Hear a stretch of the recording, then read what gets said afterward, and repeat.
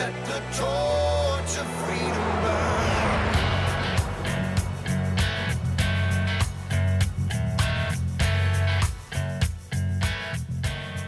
Preserving and passing the torch of freedom, that's what we're doing right here at WallBuilders Live. Thanks for joining us today at the intersection of faith and the culture. We're always taking on the hot topics of the day, and we're looking at those topics from a biblical, historical, and constitutional perspective.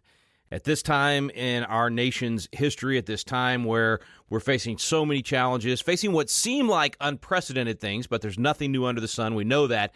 But some of it is unprecedented for us as a people, for the American people. So some people are getting discouraged. Well, we don't around here. Why? We have that biblical worldview. We see things and we recognize that God is still in charge. And so we're taking the advice of Rabbi Daniel Lapin. Don't tremble. Don't despair. Don't rage. Do this instead. Let's find out more about what to do. We're going to pick up right where we left off yesterday.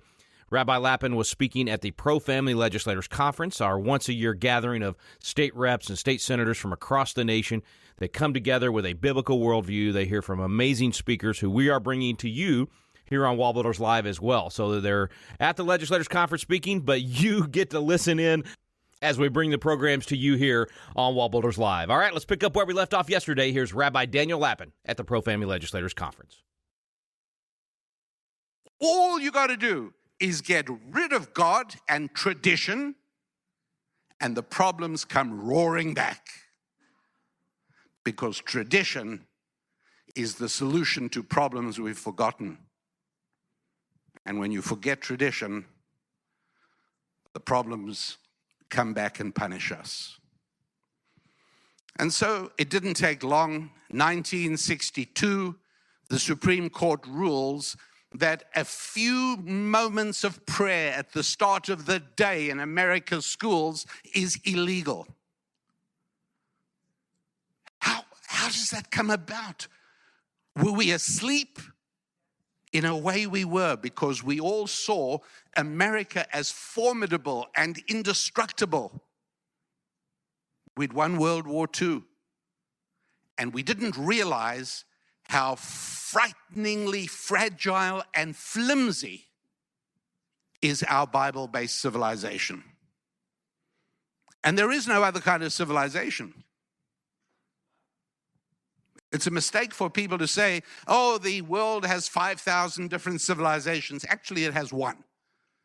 And the proof of it is people drown trying to cross the Mediterranean Sea to get from countries that never knew the Bible into countries that were originally founded on the Bible. How many people drowned trying to go in the other direction? 0. People want to live in a Bible-based civilization, even if they don't like the ingredients that got it there. If you forget tradition, the problems will bound back to punish us. There are traditional ways to make perfume. Now, if you decided, there's a lot of good money to be made in perfume. Just look how much a tiny little bottle of the stuff costs. It just can't be that hard. And so you go to Grenoble in France and you visit some of the perfume places, and you discover that one of the expensive ingredients in perfume is called Ambergris. And Ambergris is a rather putrid extrusion from an unmentionable gland in a sperm whale. And it smells appallingly when, if you go boating and sailing as I do, you'll sometimes see it floating on the ocean. And you pick it up and you wish you hadn't. For various reasons, chemically, this is a vital ingredient in the most expensive perfumes. But you have abandoned tradition and you want to make a perfume, but you're not going to have that foul-smelling substance in your perfume, so you leave it out. And you never understand why it is your perfume never sells, doesn't work. It's dangerous to tamper with the ingredients of a successful civilization. and the ingredients of a successful civilization are all Bible-based. And so, 62, get rid of public school. Same year, the birth control pill comes on the market. People, oh, how marvelous that is. All right, friends, hang on one second. We got to do one more break today, and then we'll finish out with Rabbi Daniel Lapin. Stay with us. We're going to take a quick break here on WallBuilders Live.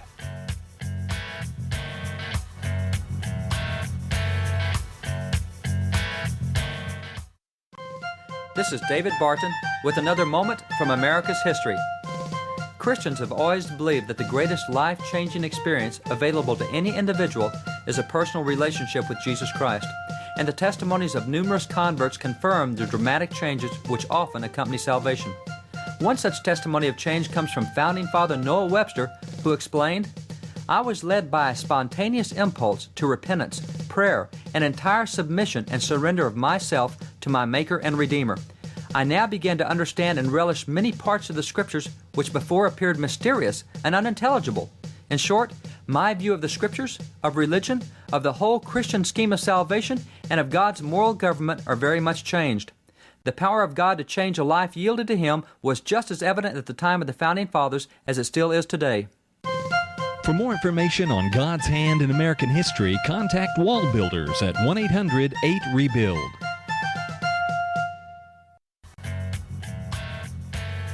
We're back on WallBuilders Live. Let's go back to the ProFamily Legislators Conference. All through this program today and tomorrow and the next day, we're hearing Rabbi Daniel Lapin. Let's pick up where we left off before the break. There are always unintended consequences, and one of the consequences of the pill was it created a remarkable phenomenon which had never been seen before in America, and that was the 40-year-old male adolescent.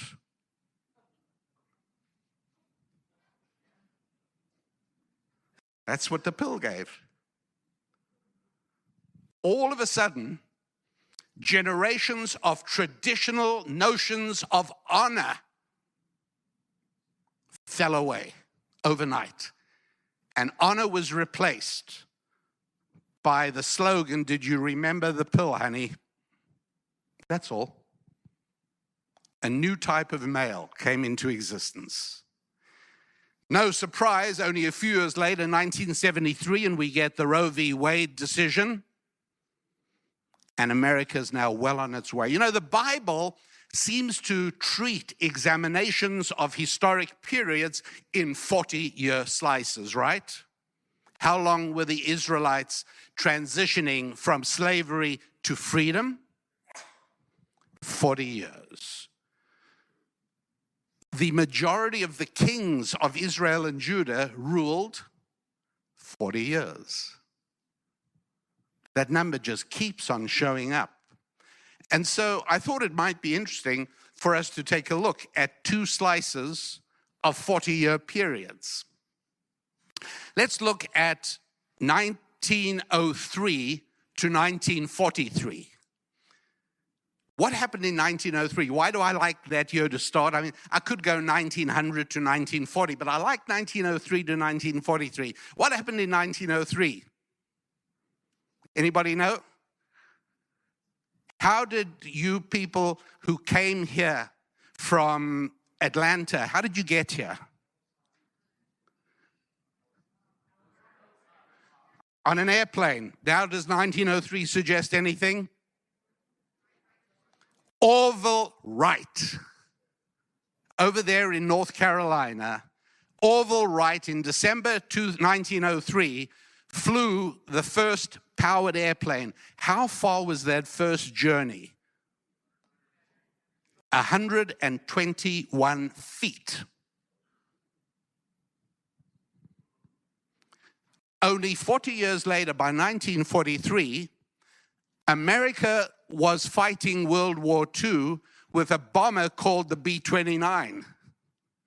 And how about the wingspan of the B-29? About 20 feet longer than the first flight. Only 40 years earlier, Orville Wright's flight didn't even cover the wingspan of a B-29.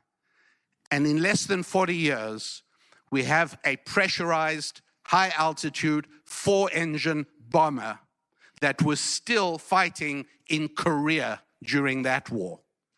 That's how well built that machine was.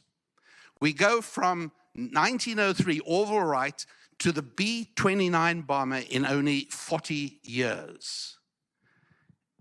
And how many of those bombers, how were they being produced? They were being produced at that point, 40 years later, they're being built at the rate of 4 a day. Can you imagine what it takes to turn out 4 B-29s every day? Creativity, genius, dedication, zeal, commitment, and above all, unification. Thousands and thousands of people and thousands of separate contractors all working together. It's extraordinary. Remember, if you will, that in the entire World War II, Nazi Germany never succeeded in building a 4-engine bomber. They never had one. It's not that simple. And we're churning them out at 4 a day in only 40 years. I mean, it's better than that. Orville Wright flies in 1903, 121 feet. 10 years later, we're using airplanes as fighter airplanes in World War I. Now, a fighter airplane has to be able to shoot. And so they mounted a machine gun on a World War I fighter plane. Now, if you fire out to the side, you never hit your target,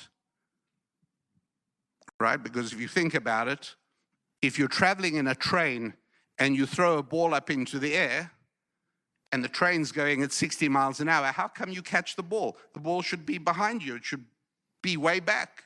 And the answer is that when you throw it with a component of the train's forward speed. So you see the ball just going up and down to your hand, but somebody outside the train on the field outside, if he could see inside, he'd see the ball moving in an arc. And so if you fire a machine gun out the side of a plane, it's very hard to hit anything because the bullets are not only flying forward, but they're also moving forward with the speed of the plane. It's a mess. The only option is to fire the machine gun forward. What's the problem? The propeller. Because propellers were still made of wood, and 50 caliber machine gun rounds would shred the propeller. And so I don't know if you do any damage to the enemy's plane, but you're going down for sure. And so I'm just trying to show you what was achieved in that 40-year period. Would you believe by 1913 they had machine gun synchronizers that could make the machine gun fire bullets between the blades of the rotating prop? I mean, think of what a problem that is. And that was solved 10 years after Orville Wright's flight. 1903 to 1943.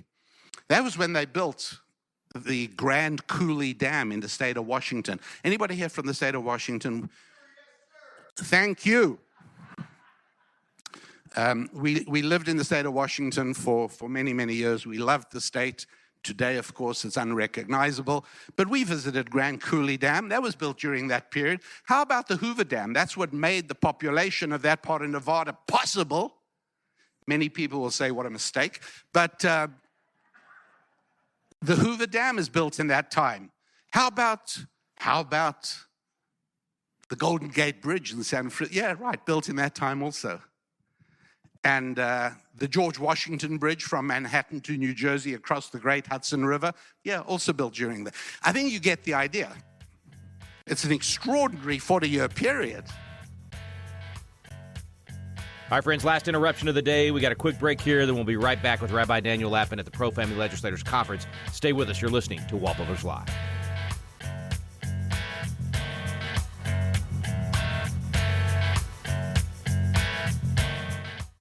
Hi, friends, this is Tim Barton of WallBuilders. This is a time when most Americans don't know much about American history or even heroes of the faith, and I know oftentimes for parents, we're trying to find good content for our kids to read, and if you remember back to the Bible, to the book of Hebrews, it has the Faith Hall of Fame, where they outlined the leaders of faith that had gone before them. Well, this is something that as Americans, we really want to go back and outline some of these heroes, not just of American history, but heroes of Christianity and our faith as well. I want to let you know about some biographical sketches we have available on our website. One is called the Courageous Leaders Collection, and this collection includes people like Abigail Adams, Abraham Lincoln, Francis Scott Key, George Washington Carver, Susanna Wesley, even the Wright brothers. And there's a second collection called Heroes of History. In this collection, you'll read about people like Benjamin Franklin or Christopher Columbus, Daniel Boone, George Washington, Harriet Tubman. Friends, the list goes on and on. This is a great collection for your young person to have and read, and it's a providential view of American and Christian history. This is available at wallbuilders.com. That's www.wallbuilders.com.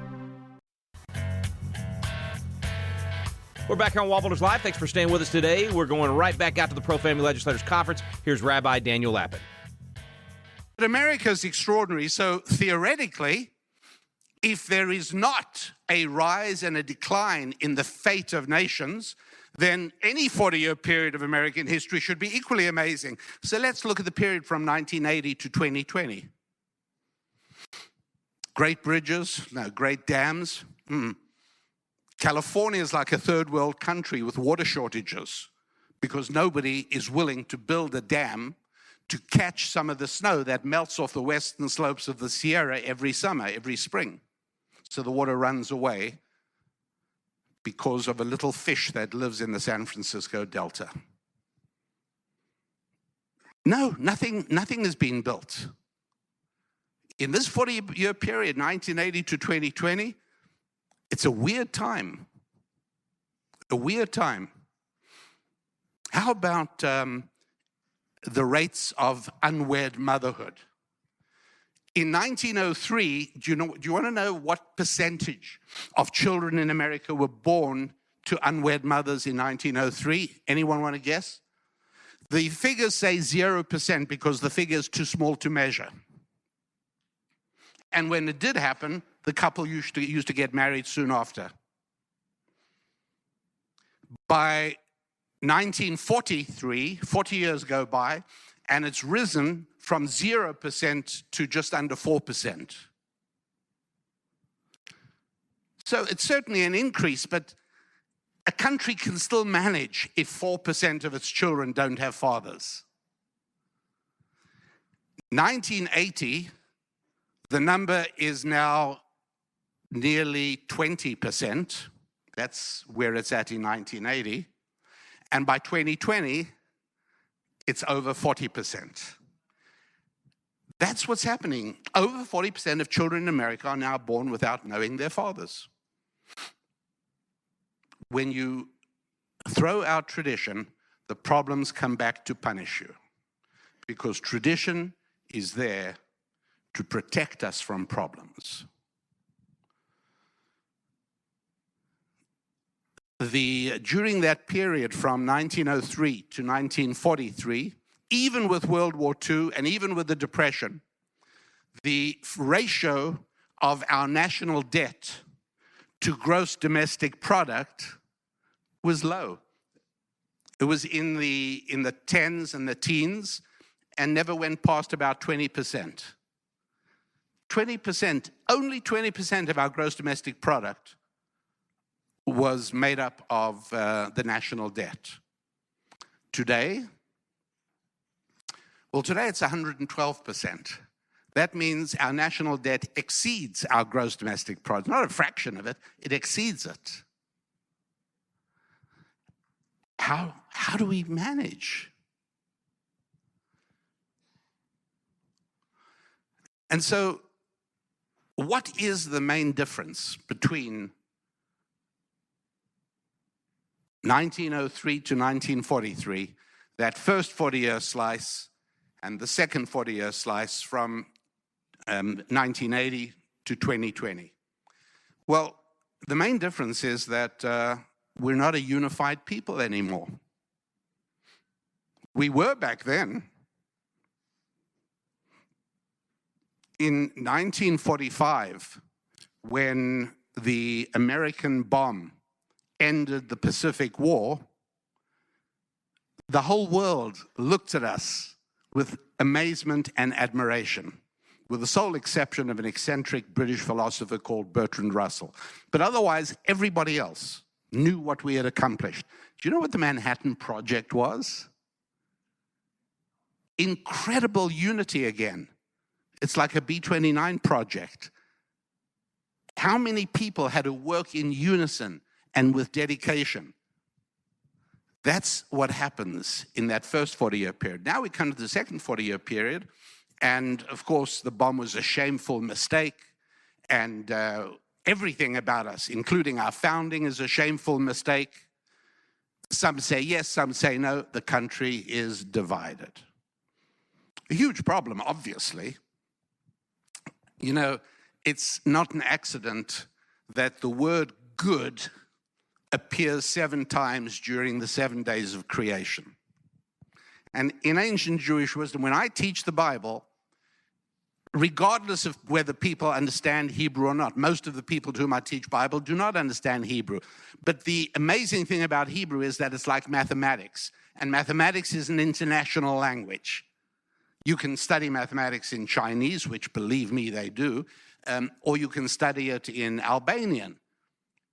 The Lord's language is a lot like that. You don't necessarily have to be able to read it or understand it to be able to recognize the symbols that make up abstract meaning within the Hebrew text. Because so much of ancient Jewish wisdom is not the story as translated on the left side of the page, but it is the reality about the world that he created and whose blueprint he presents within the abstract meaning of the letters and words on the right-hand side of the page. Okay, friends, quick break. We got to do just a couple of breaks once in a while. All right, quick break here. We'll be right back, and you'll get to jump right back in with Rabbi Daniel Lapin. Stay with us here on WallBuilders Live.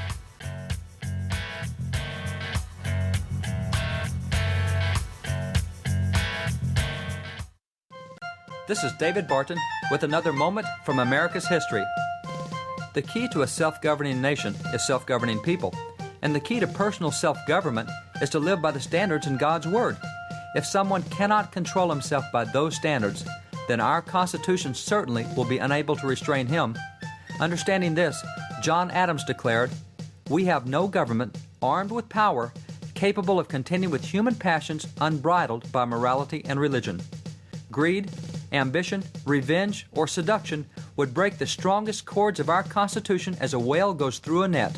Our Constitution was made only for a moral and religious people.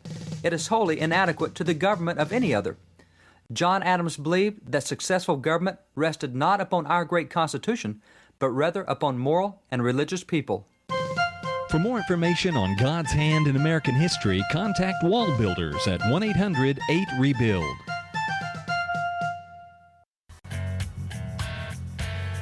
Welcome back to WallBuilders Live. Thanks for staying with us. We've been listening to Rabbi Daniel Lapin today and yesterday, and frankly, tomorrow as well.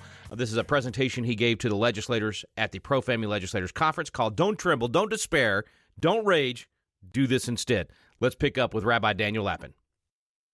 We look very carefully at words, and the word good shows up, right? And God saw the light in the first day of creation, and it was good. And God divided between the light and the darkness, and called it day and called it night. That was the end of the first day. Then we go to the second day, and it's all about certain things, certain structures separating between this body of water and that body of water. And then it comes in, and it was evening and it was morning, a second day. It doesn't have the word good. Did you know that all? That the second day of creation doesn't contain the word good. But you'll find it in the third day and in the fourth day and the fifth day and so on and so forth. In fact, to make the point even clearer, second day has no word good. Third day has it twice. But why does the second day not have it? Ancient Jewish wisdom says because God doesn't like division and separation. He wants us to be unified with one another in business, with our families, within our nation. We call it patriotism. That's part of what God wants. And in day number 2, it says, and God divided between the waters that were there from the waters that were there, and God divided. Division can't be good. You only have to see the story of America's first 40-year segment that I examined and the current 40-year segment to see that division is not good.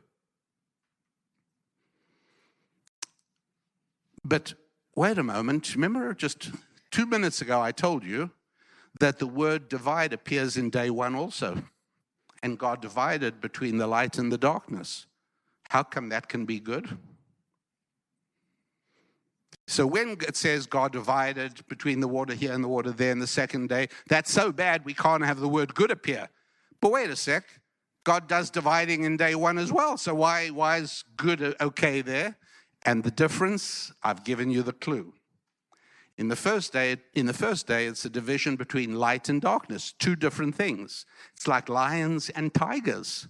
They're supposed to be different. Division between difference, that makes sense. But when we have a division among people who are supposed to be united, now that's a problem. All right, friends, we are out of time for today. We will pick up with the conclusion of Rabbi Daniel Lapin speaking at the ProFamily Legislators Conference. We'll do that tomorrow here on WallBuilders Live. So it's a 3-part series. If you're just tuning in with us today, we started this yesterday with Rabbi Lapin. We'll conclude it tomorrow, all of it available today at wallbuilderslive.com. Thanks so much for listening to WallBuilders Live. We stand undivided.